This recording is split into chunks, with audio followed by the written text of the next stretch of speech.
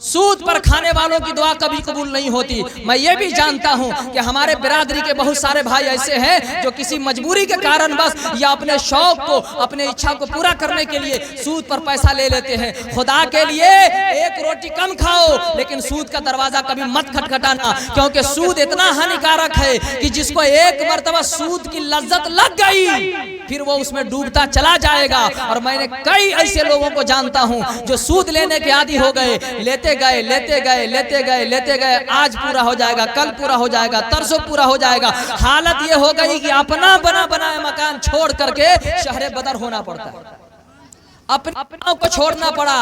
तुमने अपने ख्वाहिशात को कुर्बान कर दिया होता तो शायद अपना जन्मभूमि तुम्हें नहीं छोड़ना हुआ, तुम छोड़ने पर मजबूर न होते। और मैं उन लोगों से गुजारिश करना चाहता हूं जो लोग सूद लेते नहीं, सूद पर लेते नहीं बल्कि सूद पर लोगों को देते हैं, उनसे गुजारिश करना चाहता हूं कि खुदा के लिए इस काम से रुक जाइए, क्योंकि सूद लेना अगर हराम है तो सूद पर देना भी शरीयत में हराम है। क्योंकि शरीयत ये बताती है कि इंसान कर्ज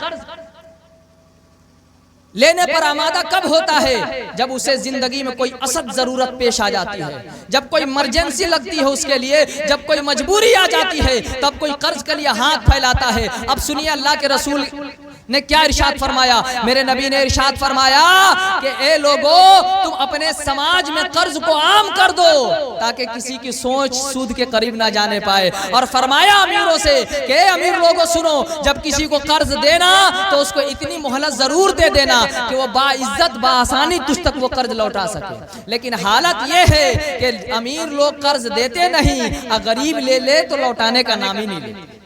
दो तरफा कमी है। हमारी जिंदगी आसान होने वाली है, नहीं हो सकती।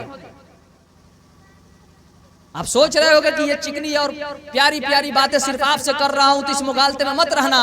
इस बंदे को अगर अपने घर और अपने मोहल्ले में भी जरूरत पड़ती है तो ये बंदा इसी अंदाज से बोलता है। मुझे एक शख्स, मेरे गांव का गरीब आदमी, अपने बेटी की शादी में मुझे बुलाया।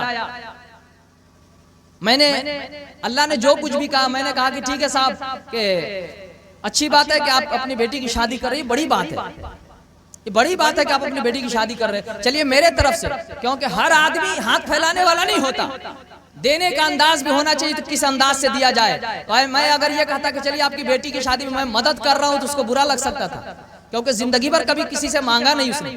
तो मैंने ये कहा कि साहब आपकी बेटी समाज की बेटी होती है, हमारी भी बेटी है, और रिश्ते में वो भतीजी लगती है। गांव में चचे के भाई हैं तो उनकी बेटी भतीजी लगी। मैंने कहा कि साहब मेरी ख्वाहिश ये है कि आपकी बेटी की शादी में मैं चाहता हूं कि अपनी तरफ से उस बच्ची को कुरान दे दूं, रेहल दे दूं, जानेमाज और तस्बीह दे दूं। अगर आपको कोई एतराज ना हो तो आप जहां से चाहे ले ले या जो पैसा लगे ले लीजिए। फिर मैंने 1100 रुपये उन्हें दिए और कहा अगर इसमें कम हो जाए तो मुझसे ले लीजिएगा। मैं उस मिराज शरीफ में मौजूद था। मैं अपने गांव के 40 जवानों से मुखातिब होकर कहा कि मेरे दोस्त, यहाँ पर 60-65 घर की आबादी है। हमारे मोहल्ले में 40 ऐसे जवान हैं जो अदर स्टेट में जाकर के मेहनत और मजदूरी करके अपने बाल बच्चों का पालन पोषण करते हैं, अपने माँ बाप की परवरिश करते हैं और अपने परिवार के अखराजात को वो सर अंजाम देते हैं। मैं आप तमामी 40 नौजवानों से गुजारिश करना चाहता हूँ कि आज के बाद से जब भी अपने मोहल्ले में किसी गरीब बच्ची की शादी हो और ये भनक मिल जाए कि ये सूद पर लेके बेटी की शादी करेगा, तो खुदा के लिए हमारे मोहल्ले का 40 जवान खड़ा हो जाए और 1-1 रुपया अगर मदद कर दे तो एक जगह मोटी रकम 40,000 की जमा हो जाएगी और आपका भाई सूद लेने से बच जाएगा। बोलिए, हम कहां जा रहे हैं?